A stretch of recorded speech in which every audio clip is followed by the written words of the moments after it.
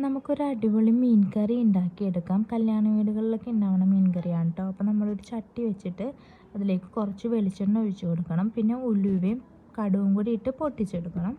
ഇത് പൊട്ടിക്കഴിയുമ്പോൾ ഒരു പിടി നമ്മുടെ ചുമന്നുള്ളി, കുറച്ച് കറിവേപ്പില, ഒരു 3-4 അല്ലി വെള്ളുള്ളി, 2 പച്ചമുളക്, ഒരു ചെറിയ കഷ്ണം ഇഞ്ചി, ഇതെല്ലാം കൂടി ചതച്ചെടുത്തത് ഒന്ന് വഴറ്റിയെടുക്കണം കേട്ടോ. ഈ വെളിച്ചെണ്ണയിലിട്ടിട്ട് ഒരു ബ്രൗൺ കളർ ആവണ വരെ വഴറ്റിയെടുക്കണം.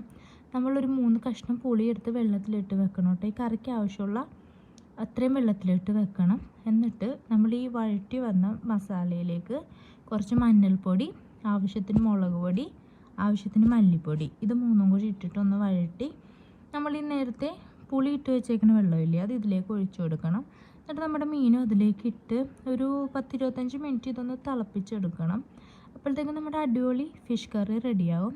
അതിൻ്റെ ഒപ്പം തന്നെ കുറച്ച് മീനെടുത്ത് ഞാൻ പൊരിക്കാനും മസാല പുരട്ടി വെക്കുന്നുണ്ട്. അത് കുരുമുളകൊക്കെ ഇട്ട് മസാലയിലാണ് കേട്ടോ.